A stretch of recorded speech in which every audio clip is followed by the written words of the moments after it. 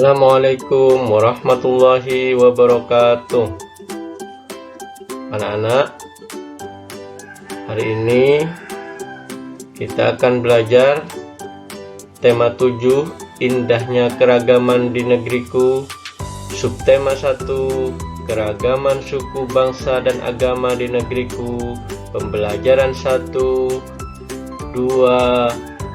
dan pembelajaran 3 bersama saya, Bapak Madani.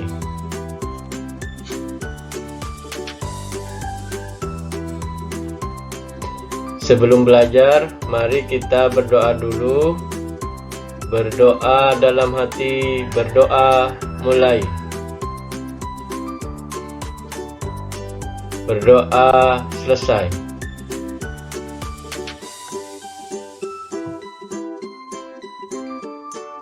Anak-anak, keragaman suku, bangsa, dan agama di negeriku. Sen berasal dari suku Minang, Katri berasal dari suku Jawa, Togar berasal dari suku Batak, Made berasal dari suku Bali, Neneng berasal dari suku Sunda, dan Daeng berasal dari suku Bugis. Anak-anak itu berasal dari suku yang berbeda. Mereka semua anak Indonesia. Bangsa Indonesia terdiri atas bermacam-macam suku bangsa.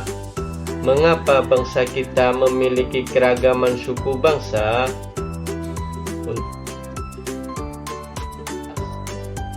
Silahkan kalian baca subtema 1 pembelajaran 1, judulnya adalah suku bangsa di Indonesia. Kalian bisa baca halaman 1. Anak-anak, seperti yang kalian sudah pelajari, Bhinneka Tunggal Ika itu terdapat pada lambang Garuda Pancasila. Garuda Pancasila adalah lambang negara kita. Bhinneka Tunggal Ika berarti berbeda-beda tetapi tetap satu. Kalimat Bhinneka Tunggal Ika terdapat dalam buku Sutasoma, karangan Empu Tantular.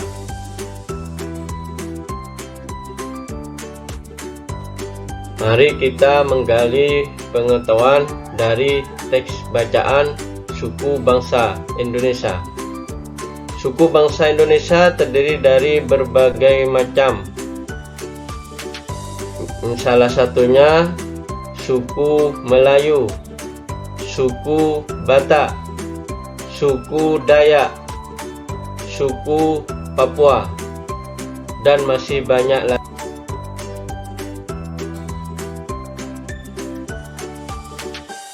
Dalam bacaan suku bangsa di Indonesia, cara menentukan pokok pikiran pada paragraf sebagai berikut. Pertama, membaca seluruh kalimat dalam paragraf. Yang kedua, menandai kalimat awal, akhir, atau kalimat awal dan kalimat akhir paragraf. Yang ketiga, menandai pikiran pokok yang terdapat di awal, akhir, atau kalimat awal dan akhir pada paragraf. Itu anak-anak cara menentukan pokok pikiran pada paragraf.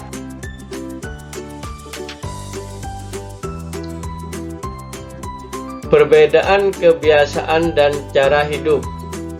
Salah satu perbedaan cara hidup adalah transportasi. Berikut ini beberapa transportasi tradisional di berbagai daerah. Bisa kalian lihat kuda bendi, ada ojek sepeda, ada becak, ada dokar, ada andong, dan pedati. Itu semua merupakan alat transportasi di berbagai daerah.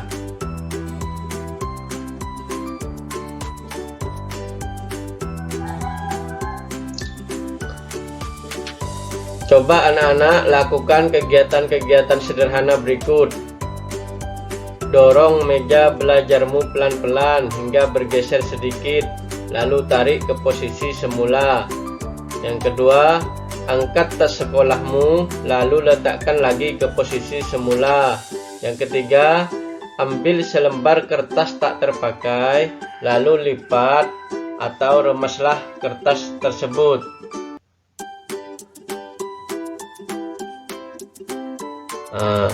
Aktivitas yang telah kamu lakukan terhadap meja sehingga bergeser itu disebut gaya. Terus yang kedua, aktivitas yang kamu lakukan terhadap tas sekolah, yaitu mengangkat tas sekolah, disebut juga gaya. Terus yang ketiga, aktivitas yang kamu lakukan terhadap kertas sehingga bentuknya berubah juga disebut gaya. Dari kegiatan di atas, anak-anak bisa mengetahui apa yang dimaksud dengan gaya.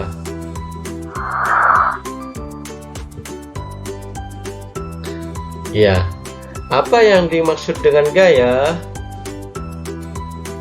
Gaya adalah dorongan atau tarikan yang dapat menyebabkan benda bergerak atau berubah bentuk.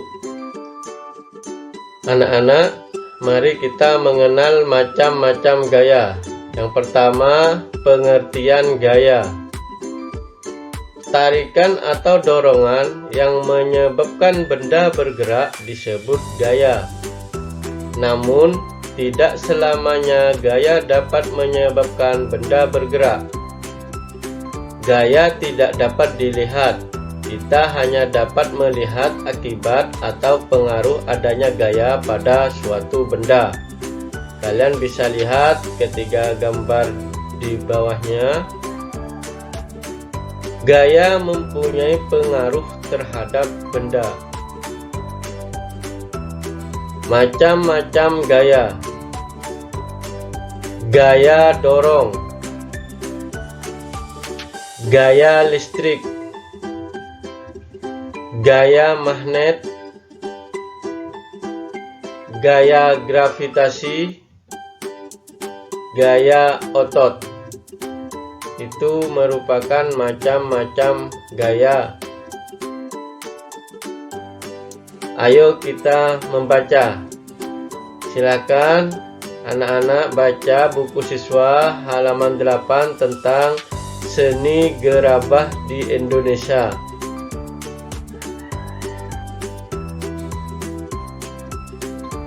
Mengenal jenis keramik di Indonesia. Keramik-keramik di Indonesia antara lain keramik Singkawang, keramik Pleret dan Citeko, keramik Kelompok Banjarnegara, keramik Dinoyo, keramik Bali, dan keramik Mayong. Itu merupakan contoh-contoh keramik di Indonesia, dan masih banyak contoh keramik atau kerajinan gerabah yang ada di Indonesia lainnya.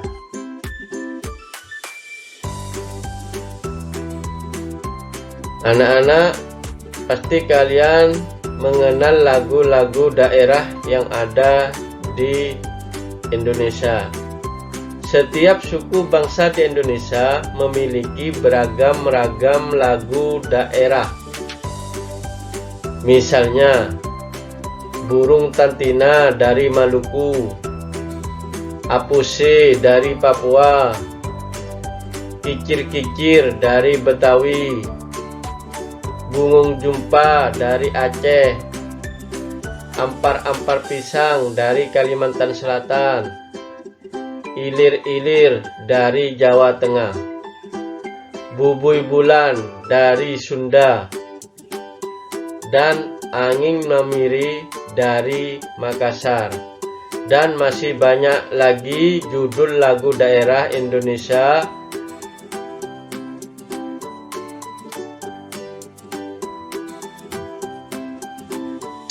Mari kita coba menyanyikan lagu daerah Nusantara.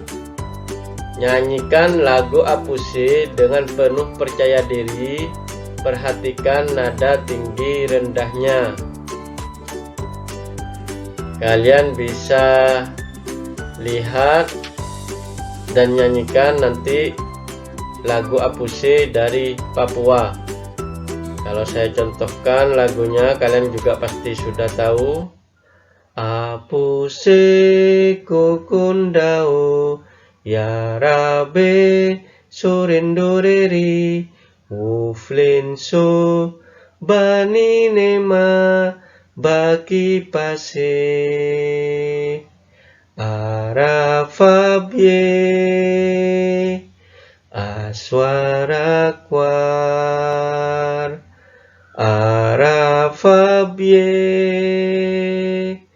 aswara kwar.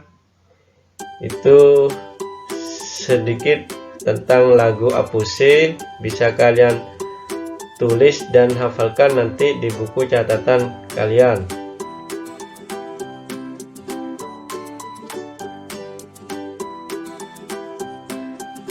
Kamu telah menyanyikan lagu Apuse, tentu kamu dapat merasakan naik turunnya nada pada lagu Apuse.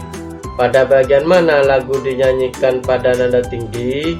Pada bagian mana pula lagu dinyanyikan dengan nada rendah? Diskusikan hal tersebut dengan temanmu.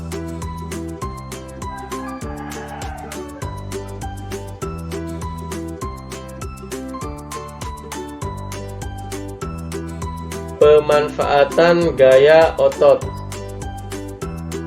Gerakan melangkahkan kaki termasuk gaya otot. Melangkahkan kaki menyebabkan tubuh berpindah tempat. Dengan memanfaatkan gaya otot, kita dapat memindahkan benda-benda ringan dengan mudah. Contohnya, kita memindahkan buku, tas, dan benda-benda yang lain.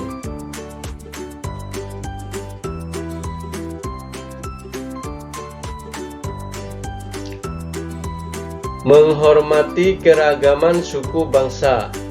Sikap menghormati keragaman suku bangsa. Pertama, menerima suku-suku bangsa lain dalam pergaulan sehari-hari. Dalam pergaulan di masyarakat, kita tidak hanya bertemu orang satu suku bangsa. Yang kedua, menambah pengetahuan kita tentang suku-suku lain. Mempelajari suku bangsa lain tidak harus datang ke daerah tempat tinggal mereka. Tidak menjelek-jelekan, menghina, dan merendahkan suku bangsa lain. Manusia diciptakan Tuhan dengan harkat dan martabat yang sama. Memahami keragaman masyarakat Indonesia. Keanekaragaman budaya, bahasa, dan adat menjadikan negara ini negara yang besar bila ada persatuan dan kesatuan. Bagaimana cara menjaga persatuan dan kesatuan bangsa di tengah-tengah keragaman yang ada? Mari kita lihat beberapa di antaranya, yaitu pertama, memiliki sikap saling menghormati dan menghargai akan perbedaan yang ada. 2. Mendahulukan kepentingan bersama daripada kepentingan pribadi. Yang ketiga, memiliki sikap senang membantu dan menolong orang lain yang membutuhkan. Yang keempat, merasa bangga terhadap keragaman suku, bangsa, dan budaya daerah yang menunjukkan kekayaan budaya nasional Indonesia. Anak-anak, silakan anak-anak baca faktor penyebab keragaman masyarakat Indonesia.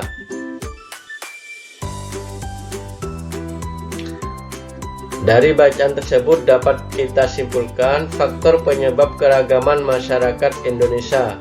Pertama, letak strategis wilayah Indonesia, kondisi negara kepulauan, perbedaan kondisi alam, keadaan transportasi dan komunikasi, penerimaan masyarakat terhadap perubahan.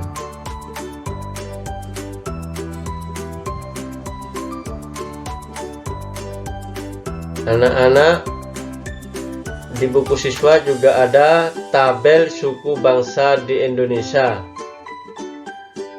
Di situ terdapat suku-suku bangsa di 34 provinsi yang ada di Indonesia. Kalian bisa lihat di buku siswa kalian dan pelajari.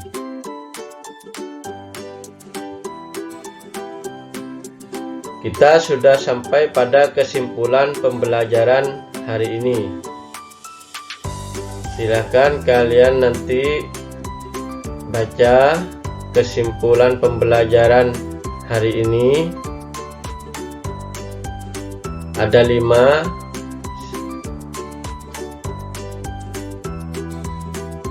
Demikian pembelajaran hari ini.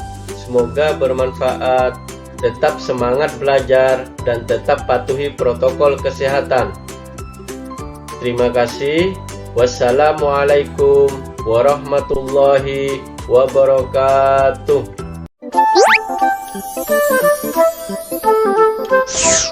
Halo sahabat Dikbud, di masa kebiasaan baru seperti sekarang ini, ingat selalu pesan ibu. Keluar rumah kalau penting saja ya nak. Ingat untuk selalu 3M. 3M itu mudah dilakukan dan bisa mencegah penyebaran virus corona. Menggunakan masker, mencuci tangan dengan sabun dan air mengalir, menjaga jarak. Sahabat Dikbud, kalau kamu sayang keluarga, jangan bawa virus ke rumah ya. Ingat pesan ibu, ingat 3M.